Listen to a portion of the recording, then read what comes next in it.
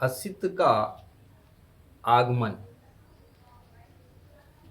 जिस समय बालक का जन्म हुआ उस समय में हिमालय में असित नाम के एक बड़े ऋषि रहते थे। असित ने सुना कि आकाश स्थित देवता बुद्ध शब्द की घोषणा कर रहे हैं। उसने देखा कि वह अपने वस्त्रों को ऊपर उछाल उछाल प्रसन्नता के मारे इधर उधर घूम रहे हैं। वह सोचने लगा कि मैं वहाँ क्यों न जाऊं जहाँ बुद्ध ने जन्म ग्रहण किया है। जब असित ऋषि ने समस्त जम्बूद्वीप पर अपनी दिव्य दृष्टि डाली तो देखा कि शुद्धोदन के घर में एक दिव्य बालक ने जन्म ग्रहण किया है और देवताओं को भी इतनी अधिक प्रसन्नता का यही कारण है। इसलिए वह महान ऋषि असित अपने भांजे नालक के साथ राजा शुद्धोदन के घर आए और उसके महल के द्वार पर खड़े हुए। जब असित ऋषि ने देखा कि शुद्धोदन के द्वार पर लाखों आदमियों की भीड़ एकत्रित है, वह द्वारपाल के पास गए और कहा, अरे जाकर राजा से कहो कि दरवाजे पर एक ऋषि खड़े हैं। द्वारपाल राजा के पास गया और हाथ जोड़कर विनती की, राजन, द्वार पर एक वृद्ध ऋषि पधारे हैं और आपसे भेंट करना चाहते हैं। राजा ने असित ऋषि के बैठने के लिए आसन की व्यवस्था की और द्वारपाल को कहा, ऋषि को आने दो। महल के बाहर आकर द्वारपाल ने असित से कहा, कृपया भीतर पधारें। असित ऋषि राजा के सामने उपस्थित हुआ और उसे खड़े खड़े आशीर्वाद दिया, राजन आपकी जय हो, राजन आपकी जय हो।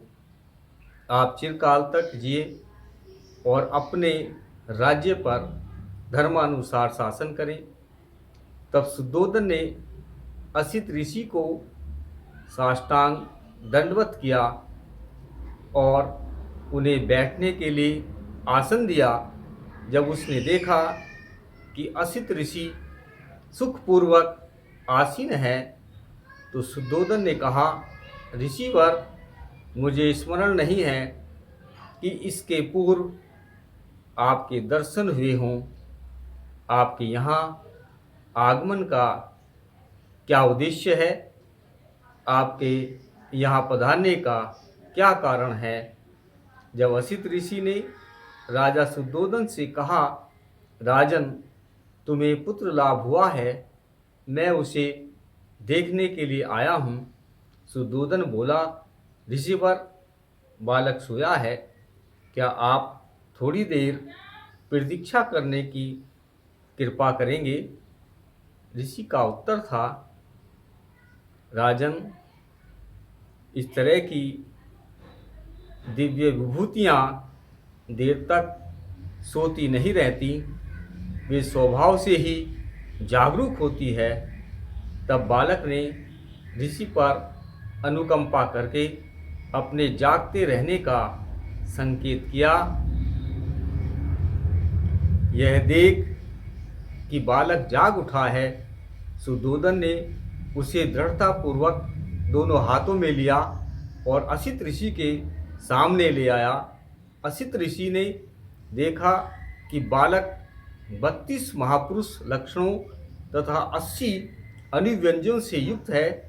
उसने देखा कि उसका शरीर शुक्र और ब्रह्मा के शरीर से अधिक दीप्त है और उसका तेजोमंडल उनके तेजोमंडल से लाख गुना अधिक प्रदीप्त है। उसके मुंह से तुरंत यह वाक्य निकला, निसंदेह यह अद्भुत पुरुष है। वे अपने आसन से उठे, दोनों हाथ जोड़े और उसके पैरों पर गिर पड़े। उन्होंने बालक की परिक्रमा की और उसे अपने हाथों में लेकर विचार मग्न हो गए। असित ऋषि पुरानी भविष्यवाणी से परिचित थे कि उसके शरीर में गौतम की ही तरह के 32 महापुरुष लक्षण होंगे। वह इन दो गतियों में से एक को निश्चित रूप से प्राप्त होगा, तीसरी को नहीं। यदि वह ग्रस्त रहेगा तो वह चक्रवर्ती नरेश होगा, लेकिन यदि वह ग्रह त्याग कर प्रव्रजित हो जाएगा तो वह सम्यक संबुद्ध होगा। असित ऋषि को निश्चय था कि वह बालक ग्रस्त नहीं बनेगा। बालक की ओर देखकर वह सिसकियां भर भर कर रो रहा है। उसे इस प्रकार रोता देखकर सुद्धोधन के रोंगटे खड़े हो गए। उसने असित ऋषि से निवेदन किया, ऋषिवर आप इस प्रकार रो क्यों रहे हो? आंसू क्यों बहा रहे हैं? ठंडी सांस क्यों ले रहे हैं? मैं समझता हूँ कि बालक का भविष्य तो निर्विघ्न ही है। असित ऋषि ने राजा को उत्तर दिया, राजन, मैं बच्चे के लिए नहीं रो रहा हूँ। ऐसा क्यों? सुद्धोधन ने पूछा। असित ऋषि का उत्तर था, मैं जराजीर्ण हूँ, व्यय प्राप्त हूँ और यह बालक निश्चयात्मक रूप से बोधि लाभ करेगा, सम्यक संबुद्ध होगा। तदंतर वह लोक कल्याण के लिए अपना धर्म चक्र प्रवर्तित करेगा, जो इससे पहले इस संसार में कभी प्रवर्तित नहीं हुआ। जिस श्रेष्ठ जीवन की, जिस सधर्म की वह घोषणा करेगा, वह आदि में कल्याणकारक होगा, मध्य में कल्याणकारक होगा और अंत में कल्याणकारक होगा। वह अर्थ तथा व्यंजन की दृष्टि से निर्दोष होगा, वह परिशुद्ध होगा, वह परिपूर्ण होगा। जिस प्रकार राजन कभी कहीं इस संसार में उदुम्बर गुलर पुष्पित होता है, उसी प्रकार अनंत युगों के अनंतर इस संसार में कहीं बुद्धोत्पाद होता है।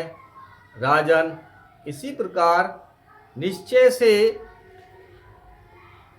यह बालक बोधि लाभ करेगा, सम्यक संबुद्ध होगा और तदंतर अनंत प्राणियों को इस दुखमय सागर के पार ले जाकर सुखी करेगा।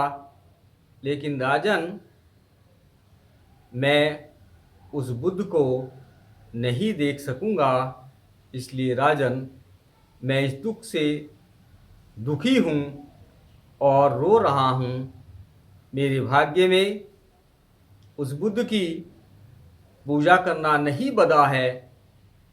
तब राजा ने असित ऋषि और उसके भांजे नालक नरदत्त को श्रेष्ठ भोजन से संतर्पित किया और वस्त्र दान दे उनकी परिक्रमा कर वंदना की। तब असित ने अपने भांजे नालक को कहा, नरदत्त, जब कभी तुम्हें यह सुनने को मिले कि वह बालक बुद्ध हो गया है, तो जाकर शरण ग्रहण करना। यह तेरे सुख, कल्याण और प्रसन्नता के लिए होगा। इतना कहकर असित ने राजा से विदा ली और अपने आश्रम चला गया। यह बुद्धचरित अश्वघोष नामक पुस्तक से लिया गया है। नमो बुद्धाय।